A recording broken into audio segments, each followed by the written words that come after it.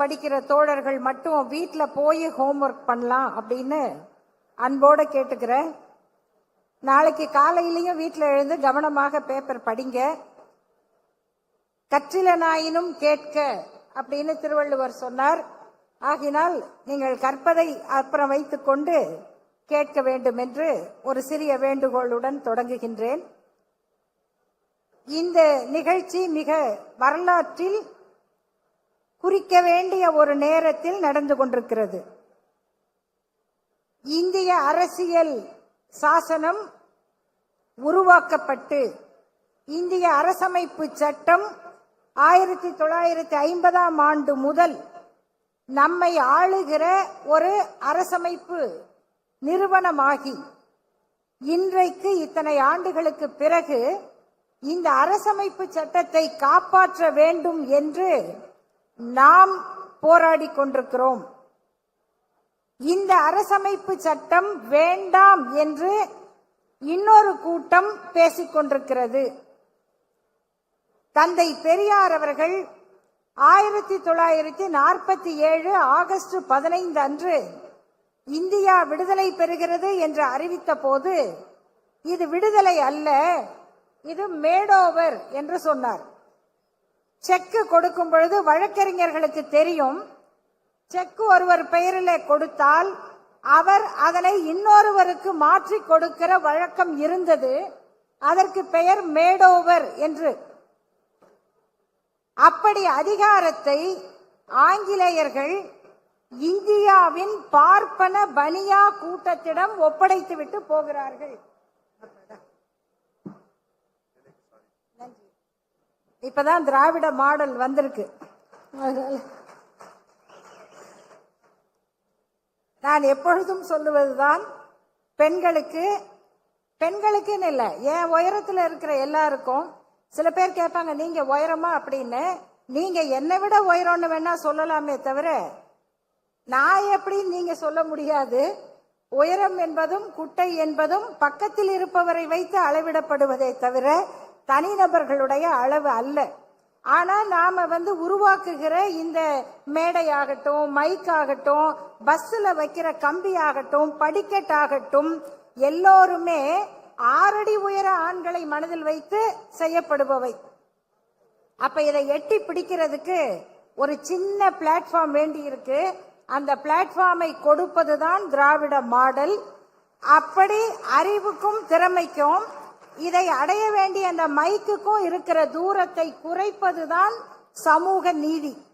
இந்த சமூக நீதி திராவிட மாடலுக்கு இதுதான் எப்பொழுதுமே ஸ்டாண்டிங் எக்ஸாம்பிள். அந்த அடிப்படையில் நாம் தந்தை பெரியார் அவர்கள் சொன்னார்கள், இவங்க அரசியல் அதிகாரத்தை மேடோவர் செய்கிறார்கள். அன்று பேரறிஞர் அண்ணா அவர்கள், இல்லை, எப்படி இருந்தாலும் இது இந்த நாட்டு சுதந்திரம், இதனை நாம் கொண்டாட வேண்டும் என்று அண்ணா அவர்கள் சொன்னார்கள். இது 2 தலைவர்களுடைய கருத்து. ஆனால் இந்த இரண்டும் இன்றைக்கு சமநிலைப்பட்டு நாம் என்ன காரணங்களுக்காக எதிர்த்தோமோ அந்த அரசியல் சாசனத்தை உருவாக்கிய காங்கிரஸ் கட்சி இன்று நாம் சொல்லுகிற திருத்தங்களை ஏற்றுக்கொள்ளுகிற இடத்திற்கு மாறியிருக்கிறது. இந்தியாவின் முதல் அரசியல் சட்ட திருத்தம் இடஒதுக்கீட்டுக்காக நடந்தது. அதற்கான போராட்டத்தை நடத்தியவர்கள் நாம். அந்த போராட்டத்தை அன்றைக்கு விமர்சனம் செய்த காங்கிரஸ் இயக்கம் இன்றைக்கு ராகுல் காந்தி அவர்கள் அறிவிக்கிறார், நாங்கள் இந்தியா கூட்டணி ஆட்சிக்கு வந்தால் ஜாதிவாரி கணக்கெடுப்பு நடத்துவோம், அது கிட்டத்தட்ட வகுப்புவாரி உரிமைக்கு இட்டு செல்லும். இந்த மாற்றம் ஏற்பட்டிருக்கிற இந்த சூழலில் இதற்கெல்லாம் இடமளிக்கக்கூடிய பிளெக்சிபிள் டாக்குமெண்ட் என்று பாபா சாஹேப் டாக்டர் அம்பேத்கர் அவர்கள் வர்ணித்த அந்த பிளெக்சிபிள் டாக்குமெண்ட், மக்களுடைய தேவைக்கேற்ப மாறுதலுக்கு உட்படக்கூடிய அமைப்பை கொண்ட இந்த அரசியல் சாசனத்தை காப்பாற்ற வேண்டும் என்று நாம் குரல் கொடுக்கிற இந்த காலகட்டத்தில் ஆகஸ்ட் 15 இந்தியாவுக்கு சுதந்திரமே இல்லை, ராமர் கோயில் கட்டிய நாள் தான் இந்திய சுதந்திரத்திற்கான நாள், அதுதான் எங்களுக்கு விடுதலை நாள் என்று நமக்கு எதிர் தத்துவத்தை கொண்ட RSS தலைவர் மோகன் பகவத் அறிவித்திருக்கிறார். இனி அவர்களுடைய அடுத்த அறிவிப்பு, இந்த அரசமைப்பு சட்டம் வேண்டாம், மனுஸ்மிருதியே போதும் என்று வரப்போகிறது. இதை தவிர சில மறைமுக ஏற்பாடுகளை கொண்ட ஒரு டிராஃப்ட் கான்ஸ்டிடியூஷன் அவர்களிடம் இருக்கிறது. இதனை 2000 ஆண்டிலேயே தி ஏசியன் ஏஜ் என்ற ஆங்கில பத்திரிகை மிக வெளிப்படையாக எழுதியது. RSS இடம் ஒரு டிராஃப்ட் கான்ஸ்டிடியூஷன் தயாராக இருக்கிறது. அந்த கான்ஸ்டிடியூஷன் படி இந்தியாவை ஆளக்கூடியது ஜனநாயகத்தின்படி தேர்ந்தெடுக்கப்பட்ட நாடாளுமன்றம் அல்ல, குரு சபா. குரு சபா தான் இப்பயே அப்படிதான் அது நாக்பூர்ல இருந்து ஆண்டு கொண்டு இருக்கிறது. குரு சபா ஆளும். நாடாளுமன்ற உறுப்பினர்கள் என்பவர்கள் அதுக்கு ஜன்சபா அப்படின்னு பேரு. சும்மா மக்கள் ஓட்டு போடுவாங்க, ஒரு விளையாட்டு மாதிரி. அவங்க முடிவெடுக்க முடியாது. அதற்கு ஒரு மிரர் இமேஜ், கண்ணாடியை போல மாநிலங்களுக்கு வித்வத் சபான்னு ஒண்ணு இருக்கும். அதுக்கு இந்த மயிலாப்பூர் ஃபைன் ஆர்ட்ஸ் எல்லாம் அங்க வந்து நிக்கும். அவங்க வித்வத் சபா நம்மை வழி நடத்துவார்கள். இந்த மாதிரியான ஒரு டிராஃப்ட் கான்ஸ்டிடியூஷன் ஏற்கனவே அவர்களால் தயாரிக்கப்பட்டிருக்கிறது. அதற்கான சோர்ஸ் மெட்டீரியல் என்னன்னா ஸ்மிருதிகள் தான். இந்த தத்துவ போராட்டம் தொடங்க போகிற இந்த காலகட்டத்தில் திராவிட முன்னேற்ற கழகத்தின் சட்டத்துறை நடத்துகிற இந்த மாநாடு வரலாற்று முக்கியத்துவம் பெற்ற மாநாடு என்று பதிய வைக்கப்படுகிறது. இது மிக முதன்மையான கட்டம். இந்த காலகட்டத்தில் இந்த மாநாட்டில் எனக்கு ஒரு அருமையான தலைப்பு கொடுத்திருக்கிறார்கள். அது என்னவென்றால் இந்திய அரசமைப்பு சட்டமும் மகளிர் உரிமையும் அப்படின்னு. இது ஒரு நல்ல தலைப்பு, நான் பேச வேண்டிய தலைப்பு. ஆனா நான் இப்பொழுதே ஒரு ஆலோசனை சொல்லுகிறேன். ஒரு பெரிய சட்டவியல் அறிஞர் ஹிலேர் பிராண்டன் என்று ஒரு சட்ட அறிஞர், அவங்க ஒரு புத்தகம் எழுதுறாங்க, த introduction to the feminist jurisprudence அப்படின்னு. அந்த நூலுக்கு அவங்க ஒரு முன்னுரை எழுதும் போது, சட்டங்கள் எல்லாம் ஒரே மாதிரி தான் இருக்கிறது, ஆனால் அதை செயலாற்றுகிற தன்மை, எழுதப்படுகிற முறை என்பது மேஸ்குலினிட்டியால் நிரப்பப்பட்டிருக்கிறது அப்படின்னு எழுதினாங்க. சட்டம் நல்லா தான் எழுதுறீங்க, அதாவது பேசும்போது இலக்கணமாக தான் பேசுறீங்க, பாட்டு எழுதும் போது கோட்டை விட்டுறீங்க அப்படின்ன மாதிரி. சட்டம் எழுதப்பட்டதெல்லாம் சரியாதான் இருக்கு, ஆனா நடைமுறைக்கு வர்றதுல ஏன் இந்த இடைவெளி இருக்கிறது, அதை செயல்படுத்துகிறவர்கள் யார், அந்த சிந்தனை என்னவாக இருக்கு. அதனால நான் இந்த எடுத்துக்காட்ட சொல்றேன். மாநில சுயாட்சி பற்றியும் நான் பேசுவேன் இல்லையா, இடஒதுக்கீடு பத்தியும் நான் பேசுவேன், மகளிர் உரிமை பத்தி இந்திரகுமாரும் நல்லா பேசுவாரு, சூர்யா சேவியரும் நல்லா பேசுவாரு. ஆனா நம்ம மனசுல என்ன தோணுதுன்னா, பெண்களை பத்தி ஒரு தலைப்பு பேசணும்னா அத பெண்கள் தான் பேசணும் இல்லையா, இல்ல ஒரு பெண்ணை பேச கூப்பிடணும்னா அவங்களுக்கு பெண் சம்பந்தப்பட்ட தலைப்பு தான் கொடுக்கணும். இப்படியான ஒரு ஸ்டீரியோ டைப்பிங் நம்ம மனதில் சமூக சிந்தனையாக, சோசியல் சைக்கியாக பதிய வைக்கப்பட்டிருக்கு. அதை மீறி நாம எங்க சிந்திக்க முடியும் என்று சொன்னால், ஒரு சமூக சிந்தனை பின்னணி இருந்தாதான் சிந்திக்க முடியும். அப்படி சிந்தித்தவர்கள் தான் சட்டத்தை உருவாக்குகிறார்கள்.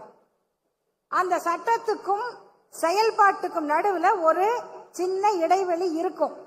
இந்த அடிப்படையை புரிந்து கொண்டால்தான் சட்டத்தின் நோக்கம் வெற்றி பெறும் என்கிற முதல் கருத்தை பதிய வைக்கிறேன். இரண்டாவது, இந்திய அரசமைப்பு சட்டத்தில் பெண்களுக்காக என்று வழங்கப்பட்ட உரிமைகள் உண்டு. ஆண்களுக்கும் சேர்த்து பொதுவாக சொல்லப்பட்ட உரிமைகளில் பெண்களுக்கு பயன் தரக்கூடியவை நிறைய உண்டு. ஆர்டிகிள் 14 சட்டத்தின் முன்னிலையில் அனைவரும் சமமாக கருதப்பட வேண்டும். எல்லா உரிமைகளும் அனைவருக்கும் கிடைக்கும். யாரையும் எந்த வேறுபாடும் காட்டக்கூடாது. 15 இதனுடைய தொடர்ச்சி. 16 அரசு தொடர்பான வேலைகள் போன்றவற்றில் எல்லாரும் சமமா இருக்கணும். இந்த சட்டப்பிரிவுகளில் 15(3) அரசியல் அமைப்புடைய ஆர்டிகிள் 15(3) இதுதான் அரசமைப்பு எழுதப்பட்ட போதே இருந்தது. அந்த பிரிவு என்ன சொல்லியது?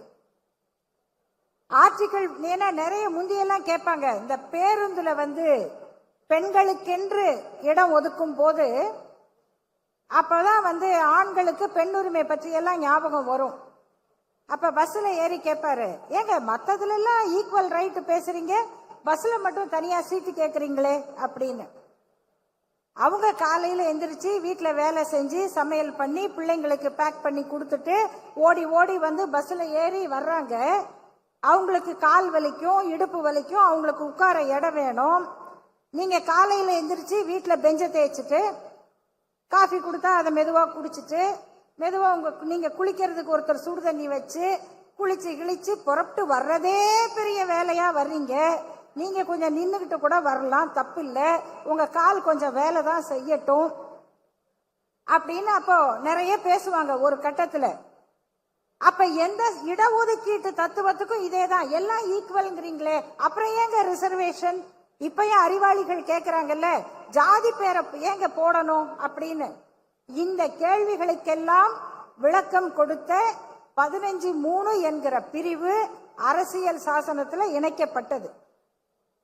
அது அடிப்படையிலேயே இருந்தது. அது இந்த எல்லாம் சமம் என்பது பெண்களுக்கான சிறப்பு ஏற்பாடுகளை சட்டங்களை வகுப்பதற்கு தடையாக இருக்காது. அது பாசிட்டிவ் டிஸ்கிரிமினேஷன், அவங்களுக்கு முன்னுரிமை கொடுப்பது. அதை போல ஃபண்டமெண்டல் ரைட்ஸ் ஆர்டிகிள் 19 இந்த ஃபண்டமெண்டல் ரைட்ஸ்ல பெண்களுக்கு எல்லாம் கிடைச்சிருச்சா அப்படின்னா பெரிய கேள்வி. ஏன்னா right to freedom of speech and expression சட்டத்துல இருக்கு. ஆனா பெண்கள் நினைச்சதெல்லாம் பேசிட முடியுமா?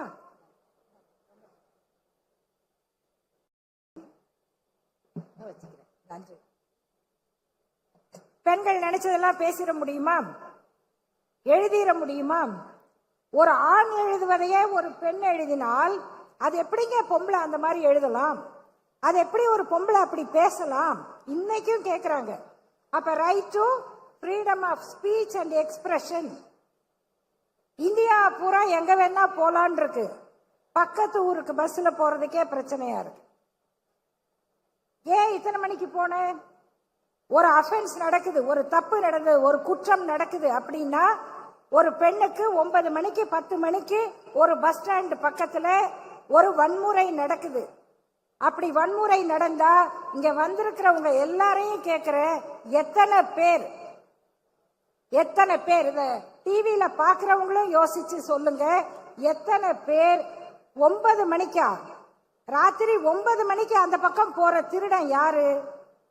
ராத்திரி 9 மணிக்கு அந்த பக்கம் பொம்பளைங்களை வம்பிழுக்கிறதுக்கே நிப்பானே அந்த பொறுக்கி யாரு அப்படின்னு கேப்பீங்களா? 9 மணிக்கு இவ எதுக்கு அங்க போனான்னு கேப்பீங்களா? 9 மணிக்கு அங்க யார் நிப்பா, யார் குற்றவாளின்னு கேட்டா நம்ம மூளை சரியா வேலை செய்யுதுன்னு அர்த்தம். 9 மணிக்கு இந்த பொண்ணு ஏன் அங்க போனான்னு கேட்டா அந்த குற்ற மனப்பான்மை உங்க மனசுலயும் இருக்குன்னு அர்த்தம். 9 மணிக்கு அப்படி ஒரு பொண்ணு போனா அவளுக்கு அந்த குற்றம் நடக்கலாம், நடக்கணும், நடக்கும் அப்படின்னு நினைக்கிற எல்லா மனசுமே குற்ற மனப்பான்மை தான். அதான் மென்ஸ்ரியா. இத அங்க செயல்படுத்துறவன் தான் ஆக்டர்ஸ் ரியஸ்க்கு வர்றான். ஆகையினால அந்த மென்ஸ்ரியா நம்ம மனசுல இருக்க கூடாது அப்படின்னு அரசமைப்பு சட்டம் சொல்லுது. Article 21 right to life. Supreme court சொல்லுது ரைட் டு லைஃப்ங்கிறது வெறும் உயிரோட இருக்கிற உரிமை அல்ல, right to live with dignity, மனித மாண்போட மரியாதையோட மானத்தோட வாழ்ற உரிமை தான் ரைட் டு லைஃப். 23 என்ன சொல்லுது? ரைட் அகெயின்ஸ்ட் எக்ஸ்ப்ளாய்டேஷன், டிராபிக்கிங், பெண்களுடைய உடலை வியாபார பொருளாக ஆக்காமல், பெண்ணுடைய உடலை வணிக பொருளாக்காம, தாக்காம, அதை ஒரு சந்தக்கடை மாதிரி நினைக்காம, கூட்டத்தில் ஒரு பெண் நடந்து போனா அந்த பெண்ணை உரசி போறதுதான் தன்னுடைய உரிமை அப்படின்னு மூளை அழுகி போகாம ஒரு பண்பட்ட சமூகத்தில் வாழ்றதுதான் ரைட் டு லைஃப். இத அரசமைப்பு சட்டம் சொல்லுது. அவளுடைய விருப்பத்துக்கு எதிரான பழக்க வழக்கங்களுக்கு உட்படுத்த கூடாது. Right of choice to marriage கூட ஆர்டிகிள் 21 வரும். ஒரு பெண் யாரை திருமணம் செய்யணும் செய்யக்கூடாது அப்படின்னு அந்த பெண் முடிவு செய்வது, இதெல்லாம் இருக்குங்க. அதுக்கப்புறம் ஆர்டிகிள் 36 இருந்து 51 வரைக்கும் பார்ட் 4 பிரின்சிபிள்ஸ் என்னது? டைரக்டிவ் பிரின்சிபிள்ஸ், அரசுக்கான வழிகாட்டு நெறிமுறைகள், சம கூலி சம வேலை எல்லாம் சொல்லுது. இதெல்லாம் அரசமைப்பு சட்டத்தில் இருக்கு. ஆகையினால இது முதல்ல நாம மனதில் பதிய வைத்துக் கொள்ள வேண்டியது, ஒரு பெண் சுதந்திரமாக வாழ்வதற்கான, சமமாக வாழ்வதற்கான, மனித மாண்புகளோடு வாழ்வதற்கான அனைத்து உரிமைகளுக்கும் அரசமைப்பு சட்டம் வழிவகை செஞ்சிருக்கு. இது 2வது கருத்து. 3வது, அதுக்கும் நமக்கும் என்ன தொடர்பு? இந்த சட்டங்கள் அமைந்ததுல திராவிட இயக்கத்துக்கு என்ன பெருமை அப்படின்னு கேட்டா, இந்த அரசமைப்பு சட்டத்தின் பிரிவு 14 இருந்து 23 வரைக்கும் சொல்லப்படுகிற அடிப்படை உரிமைகள் தொடங்கி அரசியல் நெறிமுறைகள் வரைக்கும் அத்தனையும் நம்முடைய சுயமரியாதை இயக்க மாநாட்டு தீர்மானங்களாக நிறைவேறியவை. 2 மட்டும் சொல்றேன். 1929 செங்கல்பட்டு சுயமரியாதை மாநாட்டு தீர்மானங்கள். இது நமது குறிக்கோள் அப்படிங்கிற பேர்ல திராவிடர் கழகம் வெளியிட்ட வெளியீடு. இதுல அந்த தீர்மானங்கள் எல்லாம் இருக்கு.